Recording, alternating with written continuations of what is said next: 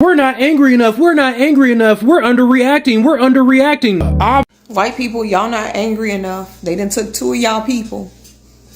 They, as in those slave catchers, have taken two of y'all people. What y'all gonna do? You know what? I am used to seeing white folks turn over cars. Isn't it crazy how quiet white people get when they realize it's one of their own? Americans are seriously underreacting to everything that is going on. If institutions are crumbling, it will eventually impact you individually. And I'm not sure how there's a collective denial in the U.S. It's like if you're sitting in a building and it's on fire and you're just sitting there like, well, I'm fine. It won't actually impact me. I mean, sure, those people over there are getting burned and these people are getting burned and they're running around acting crazy, yelling, everything's on fire. But I'm fine. I mean, nothing can touch me. I was born here. We're not angry enough. We're not angry enough. We're underreacting. We're underreacting. I have to be y'all. White people, y'all not angry enough. They done took two of y'all people. They, as in those slave catchers, have taken two of y'all people. What y'all gonna do? You know what? I am used to seeing white folks turn over cars, set shit fire when y'all win a hockey game, a baseball game, a football game. Y'all shut it down. Where is that energy now? Y'all will tackle a mother real quick. Y'all will fight the other team in the jerseys. Why y'all not handling business? I should see y'all setting shit on fire. I don't see none of that. Y'all not angry enough for me. Cause baby, I'm gonna tell you like this. Y'all know how we get down. How are y'all gonna get down? Because two people have been taken out by ICE unarmed. Two of y'all people. And y'all have yet to set shit off.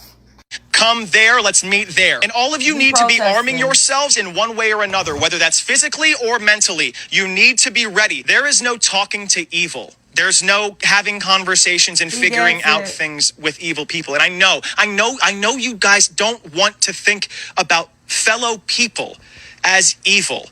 But guys, villains have always existed and they always will, unless we do something about them. And we all know that words will do nothing. Peaceful protest at this point should just be left to Black Americans who can sit on their couches while we are in the streets fuck things up like we should be. Because the buck stops here. I don't care if I'm the only fucking one. I'm going to do something about this myself because I have the means and it was gifted to me at birth.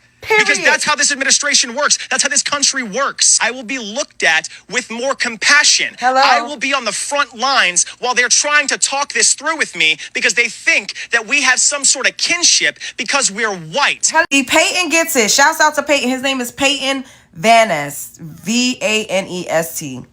He gets it. He's literally doing a call to action for his fellow YT Americans saying, hey, meet me in DC this day, this time, come prepared.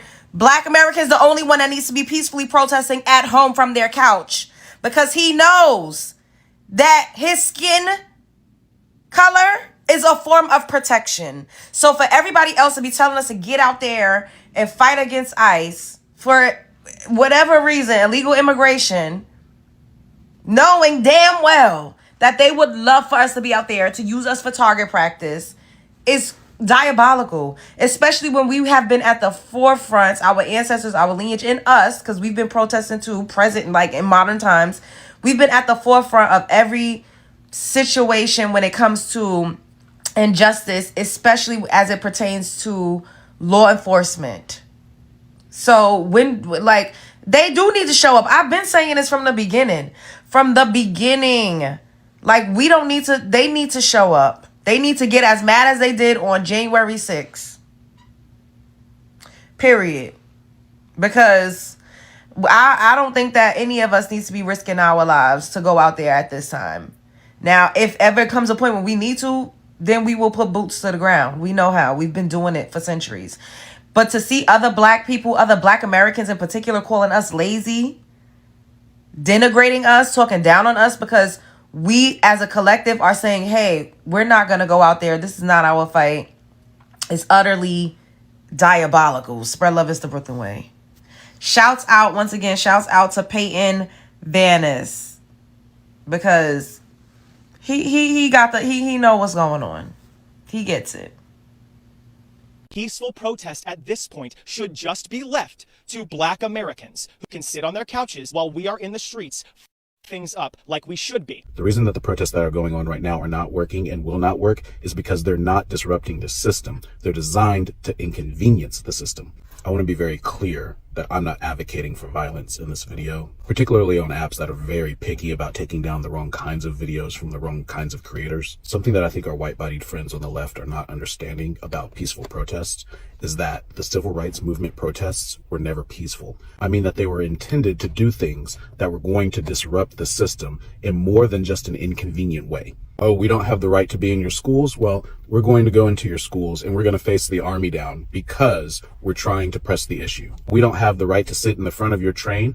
Well, we're going to sit in the front of your train in order to press the issue. It was illegal for Black people to sit at a lunch counter and ask to be served the same way that white-bodied Americans could be served. They were sitting at the counter with the training to endure everything that they did specifically so that they could be arrested. Those laws needed to be challenged. That meant that someone had to get arrested for doing the thing that was illegal in order for the cases to make their way up to the Supreme Court. If all you're doing is holding up signs, chanting, taking pictures of ICE agents committing atrocities, documenting it, not only are you not helping the people that are being victimized in real time, you're just organizing a parade. You want to go through traffic this way? Well, we're blocking the intersection. So sorry, you have to go around or you have to wait for the parade to walk by. That's why famously there was a white-bodied woman that was like, well, we need to have bouncy houses at these things. Why wouldn't they be family friendly? Why wouldn't there be a bouncy house there if we're not disrupting the system?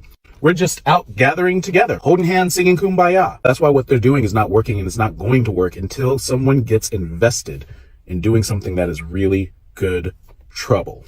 Child, just for shits and giggles. And if you follow me, you already know my stance on this, but I'm gonna ask anyway. For all those people that are complaining that Black folks are resting, just for shits and giggles, you know, what exactly do you expect us to do? No, seriously, I'm not playing. I really am not. What do you expect Black folks to do? What's the magic potion? What's the secret sauce? Because let's be clear, we've been out there. We've protested.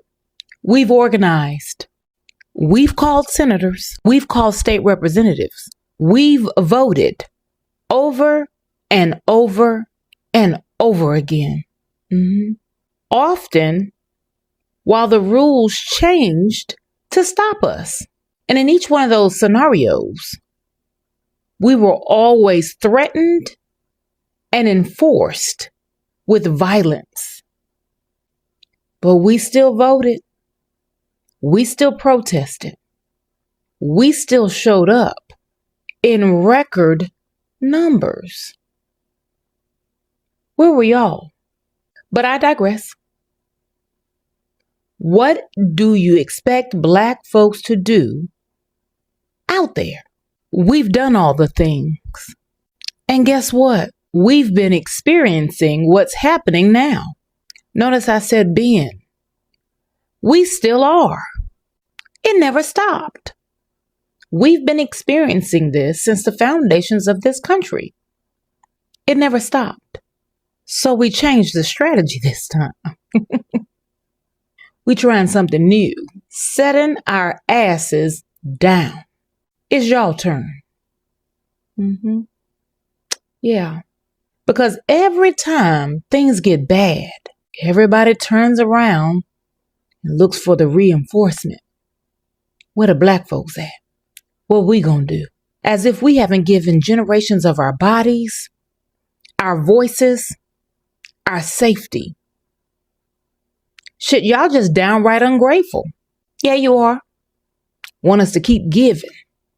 So when you come up with a different strategy, something strategic, something that actually disrupts power, when you actually get angry enough, organize.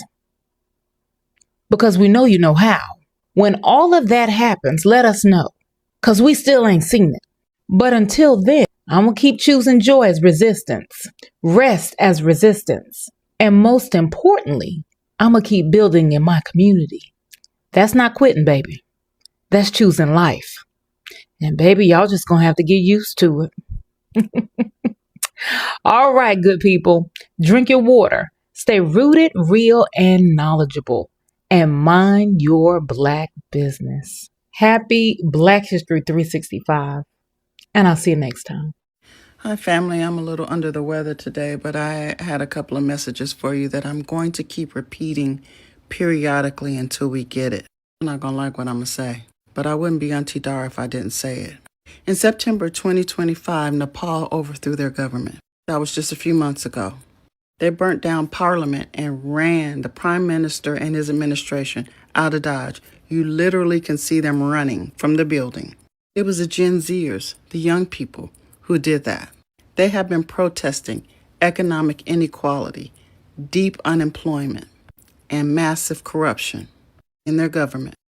The tipping point was a social media ban, because that is how they coordinate, that is how they keep each other informed, that is how people knew what time it was. So when they protested, the mistake that was made was the military fired on the protesters, and therefore they stormed the Capitol and burnt that shit. Afterwards, the military had to step in, impose curfews to restore order and to work on installing a new interim administration. Gen Z did that. Gen Z is defined as birthdays between 1992 and 2012. Moving on. Last month, Bulgaria overthrew their government. Their government collapsed amid massive protests from the citizens. They were protesting deep-seated corruption, budget issues, and the frustrated citizens caused the prime minister and his administration to resign. The trigger was the large-scale protest that resulted from the announcement of a tax hike that was supposed to go into effect this year. Gen Z caused this to happen. If you look at the videos, you can see that these are the young people who have said enough is enough. Moving on. Italy is right now in the middle of protests, massive protests. The citizens, the workers, and the unions are staging protests and general strikes. They saved up their money and they have refused to work. They have disrupted ports, they have disrupted transportation, and they have disrupted workplaces. Their movement is called Let's Block Everything.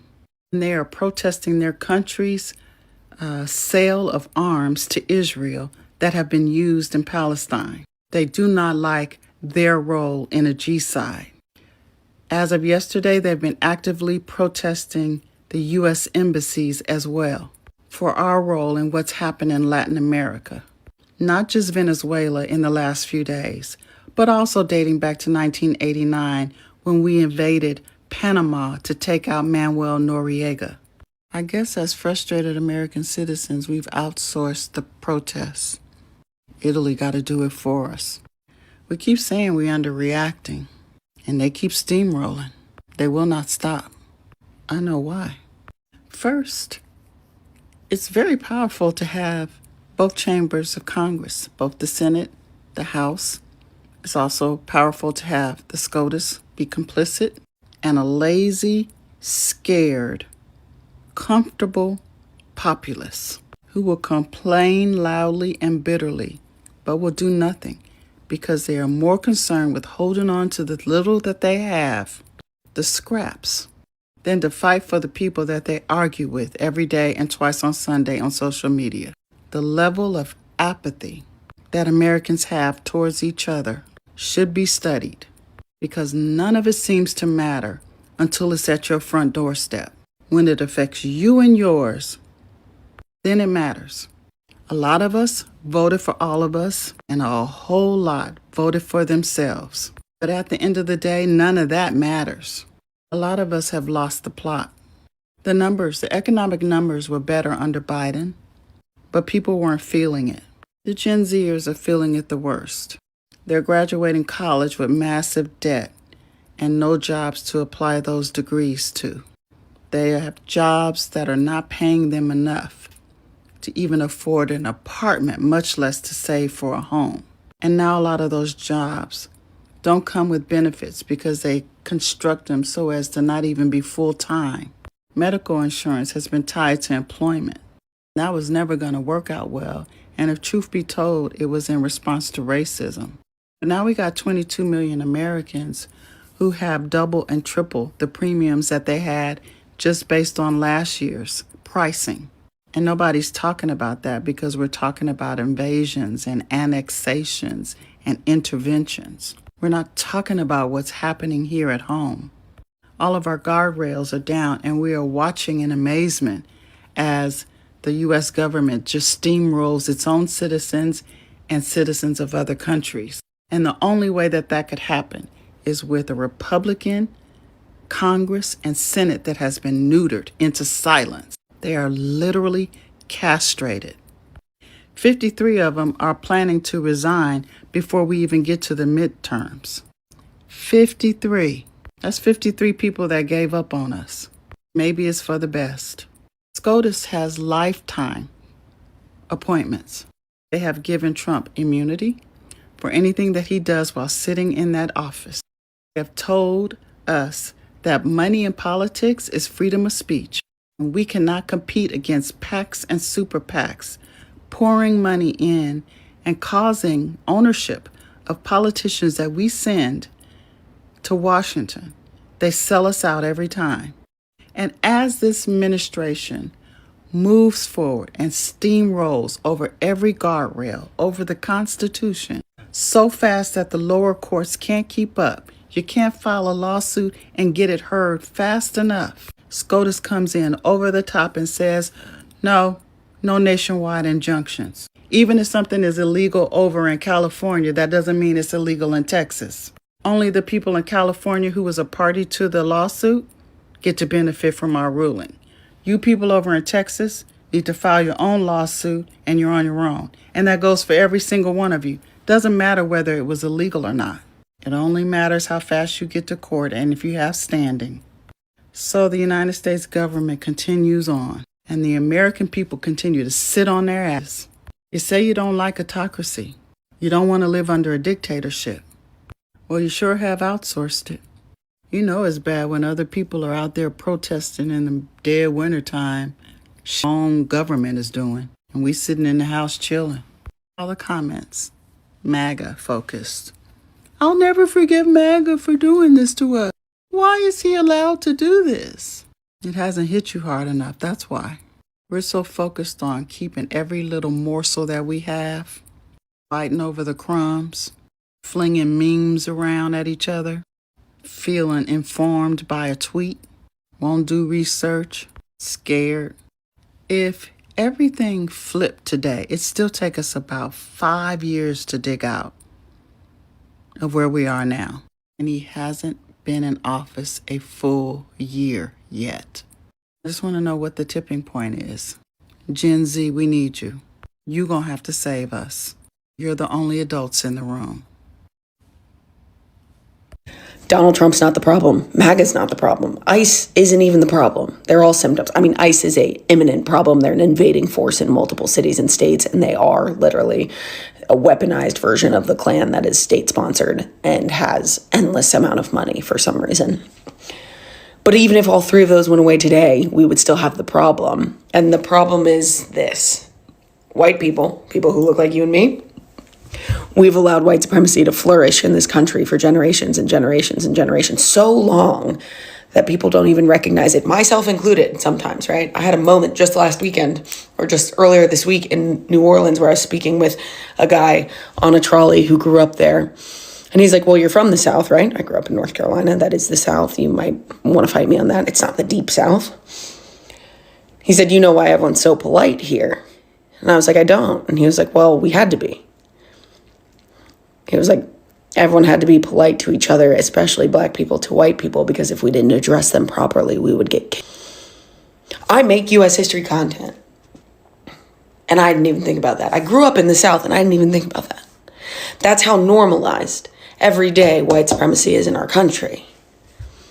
And if the white people in this country don't decide that they're going to extricate the cancer that is white supremacy from themselves, from their homes, from their communities, from everything that they are surrounded with, We will be right back in this position 5 years from now, 10 years from now, however long it takes for the cycle to regenerate, because it will happen.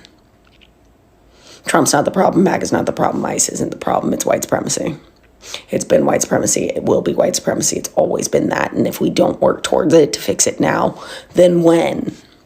Oh, and by the way, if you're a white person watching this, guarantee you, when we get rid of white supremacy and the systemic white supremacy that people every day, every single one of us will be healthier.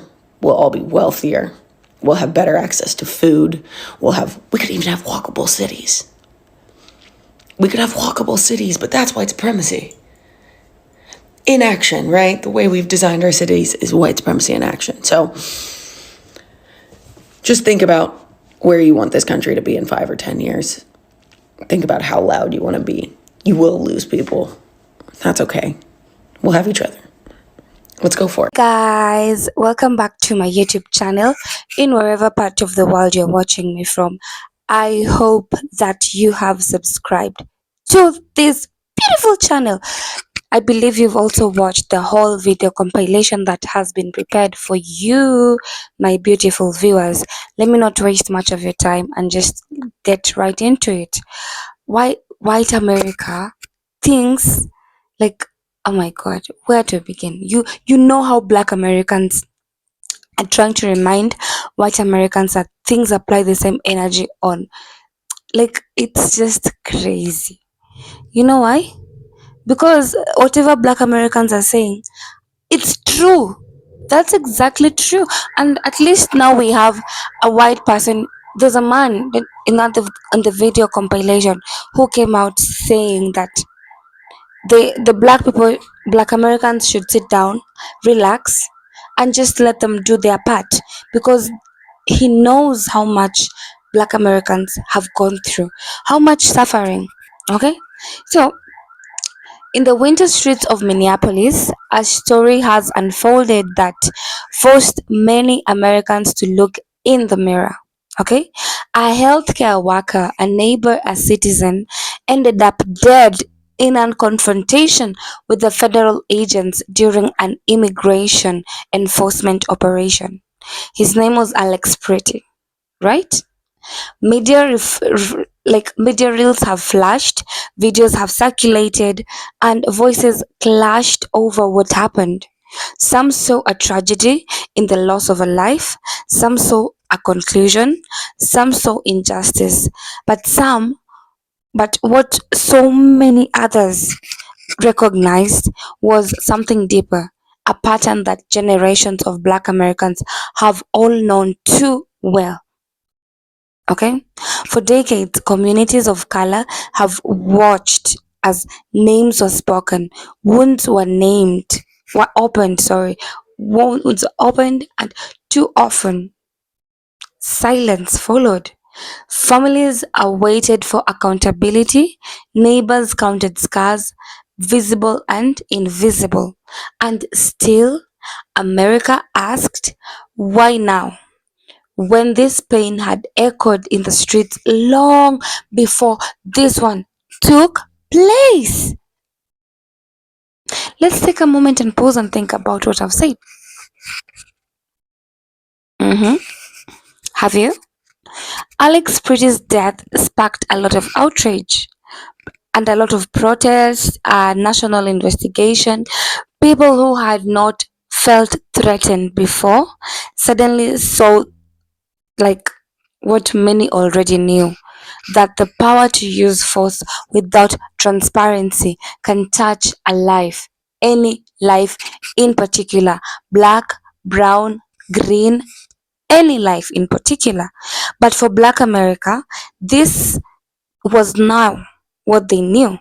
This was not just a lesson, it was a painful reminder that injustice has long walked the streets, long before one's name trended, like long before one video went viral. And the question we now must ask is not just who reacts, but why it took so long for others to see what others have lived for generation. Why has it taken you so long? It's you I'm asking.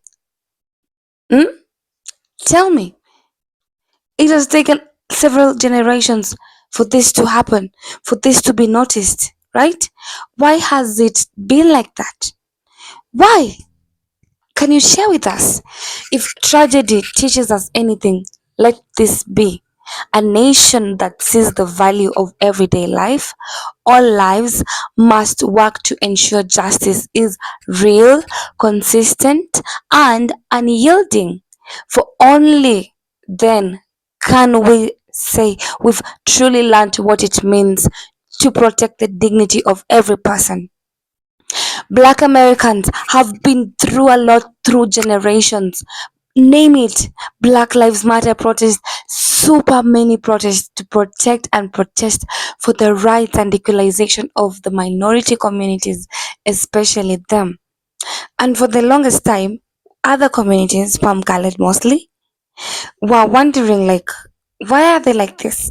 Year after year after year, generations after generations, why can't they be different? You might be asking yourself that.